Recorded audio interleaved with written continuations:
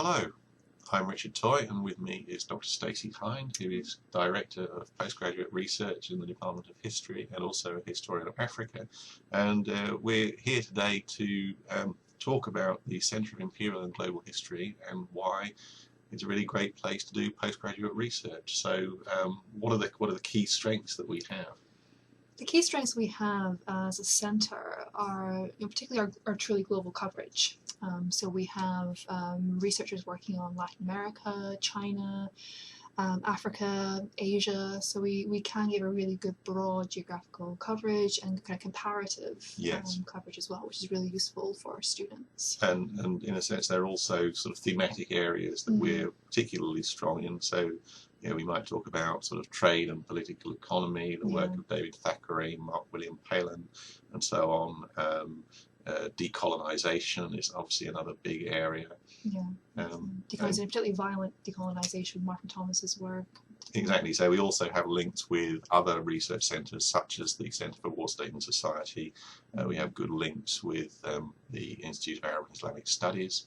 And it's also perhaps worth saying a little bit about the resources that are actually available to people who are studying Imperial and Global History. Yeah, we have pretty good library holdings geographically, with particularly good collections on Arab and Islamic studies with collection there, strong holdings on West African colonialism as well. And there is a lot of support from the university for students looking to develop collections in various areas. It's perhaps also worth mentioning the sort of Royal Albert Memorial Museum and indeed the Bill Douglas Cinema Museum, which is here on campus, which has so many sort of early cinema artifacts which often have a kind of an imperial dimension to them. Specifically for kind of visual cultures aspects of things, there's a very strong centre at the university that we can link in there with as well. So in terms of the actual practicalities of people going about developing a research proposal, well, first of all, what are we looking for in a research proposal? What we're looking for in a research proposal is something that has a very clear statement of the research aims. Okay, so we want a nice clear title, a clear sense of what you're trying to get at with this project, what the driving force behind this project is. We like to have a very clear idea of the methods that you're going to be employing as well, the critical frameworks you want to work with, particularly the archives you're going to work with as well, so we know that you've got a good sense of what's possible with the project and that you've got a kind of solid basis for the research. We like to have a good sense of the timeline as well, just to check that we think this is actually viable within the kind of 3-year confines of the PhD, and a little bit of biography as well, just so we know you're up on your literature and that side of things as well. Right. So actually putting your research proposal in context is actually very important. But in a sense, one isn't necessarily alone in drawing up that proposal. Their academics here will be willing and happy to advise. So what I advise, if anyone is interested in applying to the centre, get in touch with me. My email will be underneath this podcast somewhere. And I'll suggest who you really need to talk to in terms of thinking about supervision.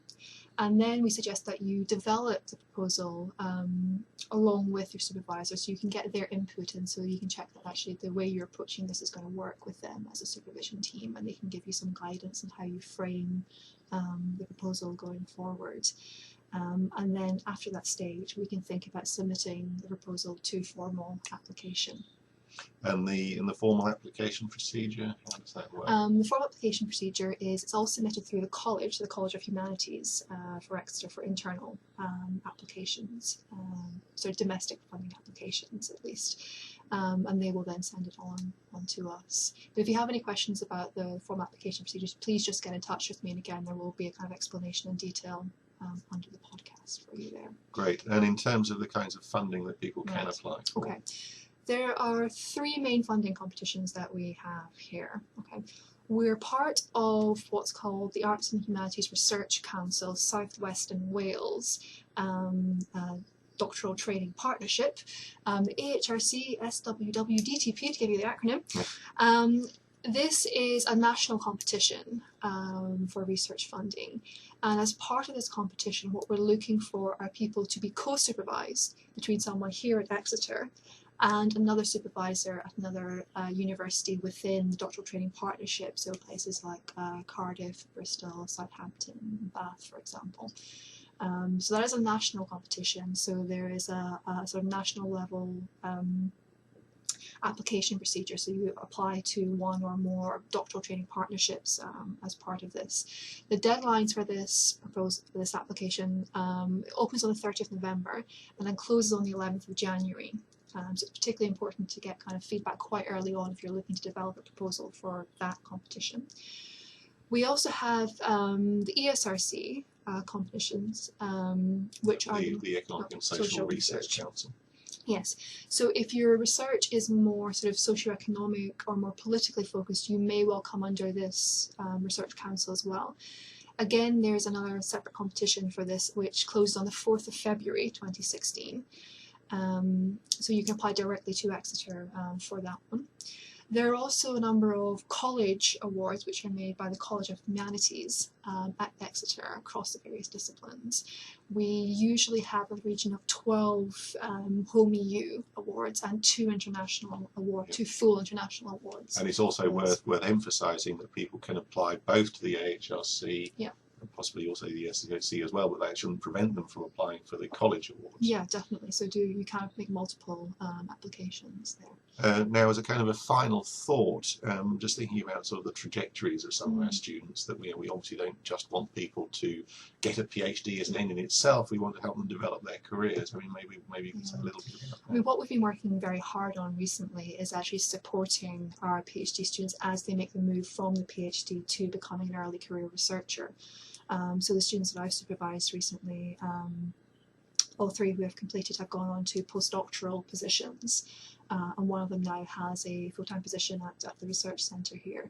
So it's all about supporting that transition into a full-time academic career through applications for postdoctoral awards, through various job applications. Or indeed, helping people develop into non-academic careers as well, because there are many possible things beyond academia that a PhD can be very useful for. Yeah, and both the history department as a whole and also the university is investing very heavily actually in supporting students moving towards non-academic careers with various forms of work experience and advice from mentors in different industries. Things like that. So I think the final piece of advice is look carefully at the links that we will post under this video on the Global and Imperial Forum. Contact Stacey if you have any questions. Happy to answer any questions. And we very much hope to be hearing from you soon. Thank you. Thanks very much.